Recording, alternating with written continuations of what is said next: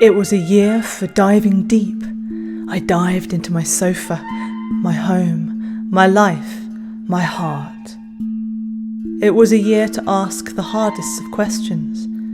Will I choose you to be in my bubble? And will you choose me?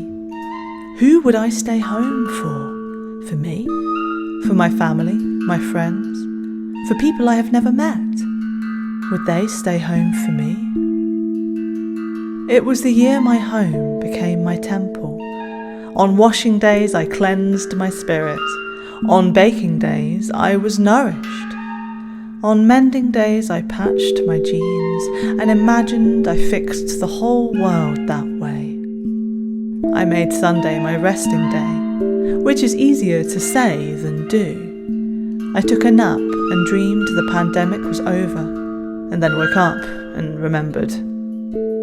It was a year I will never forget. It's a year I'll always remember. It was the year everything changed. It was the year I got engaged. It was the year I got married. It was the year I got divorced. It was the year my baby was born.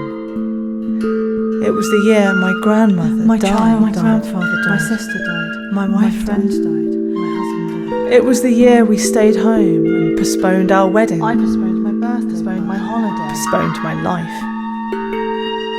It was the year I started living, moved house, learned to make mug cake in the microwave, gained half a stone.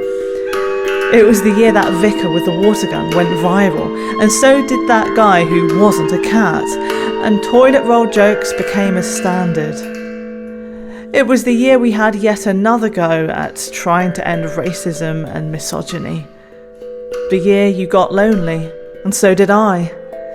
And the year we all learned how to wash our hands properly and what the mute button is for. It was the year that we didn't go out, but didn't let that stop us from getting takeaway.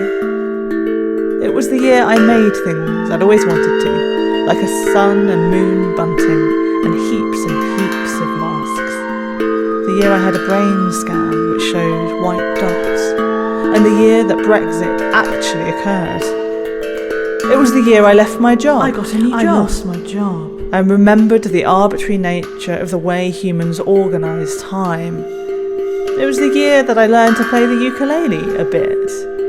It was the year we stared at data and exponential graphs, wore masks over the social masks of the self, and learned how beautiful and quiet the world can be. It was the year we dived deep into our sofas, into ourselves, our homes, our lives, our hearts. It was the year I dived into you, my darling. The year I understood that we are never truly apart.